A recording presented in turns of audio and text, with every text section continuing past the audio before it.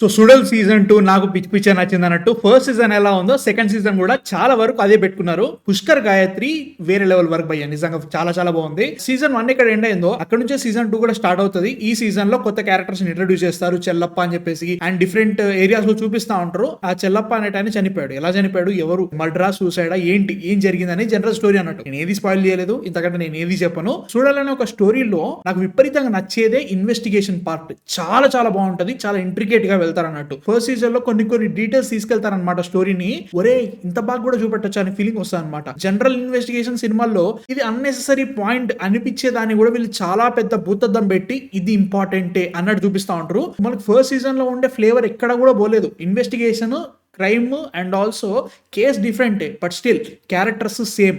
కొత్త characters introduce చేశారు. వాటికంటూ సూపర్ సెటప్ పెట్టుకుంటారు. ఫస్ట్ ఎపిసోడ్ చాలా బాగా ఎండ్ అయింది. తర్వాత వచ్చే ఫాలో అప్ కూడా, జరిగే ఇన్వెస్టిగేషన్ కూడా, ఫాలో అప్ లో జరిగే కొత్త క్యారెక్టర్స్ చాలా చాలా ఇంట్రెస్టింగ్ అనిపించింది. ముఖ్యంగా ఇన్వెస్టిగేషన్ వెళ్లే ప్రతి సిచ్యువేషన్ మస్తు అనిపించింది అన్నట్టు. ఈ కొత్త కేసు జరగడంతో పాటు మనకి ప్యారలల్ గా ఐశ్వర్య రాజ షార్ కూడా జరుగుతూ ఉంటది.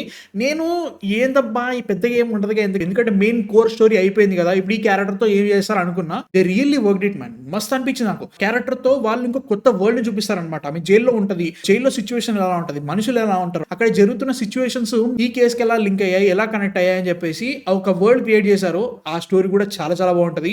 క్లైమాక్స్ వరకు మస్త్ అనిపించింది. క్లైమాక్స్ లో ఒక ఫైట్ సీక్వెన్స్ ఉంటుంది, అది ఒక్కటి మాత్రమే ఇంత బాగా అని ఫీలింగ్ వచ్చింది. బట్ అంతవరకు కూడా చాలా బాగా అనిపించింది అన్నట్టు. Kadir man seriously is killing it. ఆయనకి రాసుకున్న క్యారెక్టర్ ఫస్ట్ సీజన్ లో మనకున్న ఏదైతే ఫండమెంటల్స్ ఉంటాయో దీంట్లో దాన్ని క్వశ్చన్ చేస్తారు. అది మస్తు అనిపించింది నాకు. ఒరే అనే ఫీలింగ్ వస్తుంది అనమాట ప్రతి 2 నిమిషాలకు ఒకసారి. అండ్ ఆల్సో మనకి చూడాలంటేనే మనకు ఒక జాతర ఉంటది, దానికి మన మెయిన్ స్టోరీకి కనెక్షన్ ఉంటుంది అనమాట. అష్టకాళి అని చెప్పేసి దీనిలో ఉంటది. ట్రైలర్ చూసి అర్థమైపోతుంది అనమాట. 8 మంది అమ్మాయిలు ఉంటారు, వాళ్ళకి ఈ కేసుకి ఎలాంటి సంబంధం, అండ్ వాళ్ళ పర్ఫార్మెన్సెస్ కూడా చాలా చాలా బాగున్నాయని చెప్తా. ఆ మిస్టరీని సాల్వ్ చేయడంలోనే గట్టి కొడితే ఒక 7 ఎపిసోడ్స్ వరకు వెళ్ళిపోతాయి. దీంతో పాటు చెల్లప్ప గారి క్యారెక్టర్, వాళ్ళ ఫ్యామిలీ, వాళ్ళ మధ్యలో ఉండేది, this is the brilliance of చూడాలి man. Seriously Pushkar and Gayathri అది ఉందంటే కంపల్సరీ ఒక రీజన్ ఉంటది. దానికి ఏదో జస్ట్ ఏదో ఉందని కూడా చూపెట్టరు. దాని వల్ల స్టోరీ ముంగటి కదలాలి. ఎవ్రీ సింగిల్ థింగ్ ఒక పజిల్ పీస్ లా కూర్చుంటది అనమాట. గ్రాంటెడ్ కొన్ని పజిల్ పీసులు చూడడానికి బాగుంటాయి కానీ బట్ ఓవరాల్ స్టోరీలో చూస్తుంటే అది కంపల్సరీ అవసరం.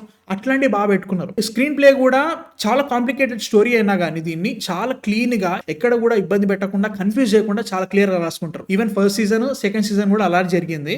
నాకు అది మస్తు అనిపించింది. Performances, writing, music, technical department అన్ని చాలా బాగున్నాయి అనమాట. చాలా వరకు లైవ్ లొకేషన్స్ లో చేశారనమాట. చాలా రేర్ గా సెట్స్ వేశారు. సెట్స్ అని తెలుస్తున్నాయి బట్ నో ప్రాబ్లం. ఒక క్యారెక్టర్ రీజనింగ్ ఇస్తారనమాట. అది చాలా కన్వీనియంట్ గా వెళ్ళిపోయింది అబ్బా అని ఫీలింగ్ వచ్చింది. దానివల్ల బా అని ఫీలింగ్ వచ్చింది. అది అండ్ ఆల్సో క్లైమాక్స్ లో జరిగే ఒక ఫైట్ సీక్వెన్స్ ఉంటది. అది ఎక్కడ జరుగుతుంది ఏంది నేను చెప్పాను కానీ ఈ స్టోరీ ఇంత బాగా ఇట్లా వెళ్తుంది కదా, దీనికి కావాలని కొంచెం చేశారని ఫీలింగ్ వచ్చింది. బట్ అది స్టోరీకి అవసరం, దాన్ని బట్టి అర్థమైపోయింది. నాకు ఫస్ట్ సీజన్ లో ఉన్న ప్రాబ్లమ్స్ దీనిలో కూడా కొన్ని అనిపించినాయి. ముఖ్యంగా dubbing and dialogues as it is translation కొట్టినట్టు మన తెలుగు లాంగ్వేజ్ కి సెట్ అయినట్టుగా dialogues రాసుకోలేదు.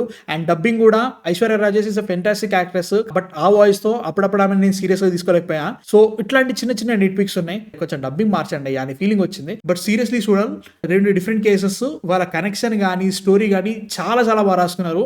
I really can't wait for season 3. నిజంగా సీజన్ 3 ఉండాలి. ఇంకా చూడలేదంటే మాత్రం సీజన్ 1 ఖచ్చితంగా చూడండి. You'll definitely fall in love with this show. ఈ షోలో ఉన్న మ్యాజిక్ ఏంటంటే చాలా డిస్టర్బింగ్ ఎలిమెంట్స్ చాలా బాగా చూపిస్తారనమాట. ఆ డిస్టర్బింగ్ ఎలిమెంట్స్ కున్నంత వెయిట్ ని ఇక్కడ పోనివ్వరు. అట్లని చెప్పేసి అమ్మో ఇది చూడలేము అనే ఫీలింగ్ కూడా క్రియేట్ చేయరు. వీటి గురించి మాట్లాడడం ఖచ్చితంగా అవసరం అన్నట్టుగా రాస్తారనమాట సీన్స్. అవి నాకు చాలా బాగా నచ్చాయి. ఫస్ట్ సీజన్ కానీ సెకండ్ సీజన్ కానీ. సీజన్ 2 ఖచ్చితంగా డిసప్పాయింట్ అయితే చేయలేదు నాకు. I really loved it. మీరు చూసారా చూడాలి సీజన్ 1, సీజన్ 2 చూసారా, చూడాలనుకుంటున్నారా కింద కామెంట్స్ లో చెప్పండి. అండ్ ఇలాంటి చాలా వీడియోలు రాబోతున్నాయి. సో ప్లీజ్ మా కాంటెంట్ నచ్చితే మాత్రం సబ్స్క్రైబ్ కొట్టేసేయండి.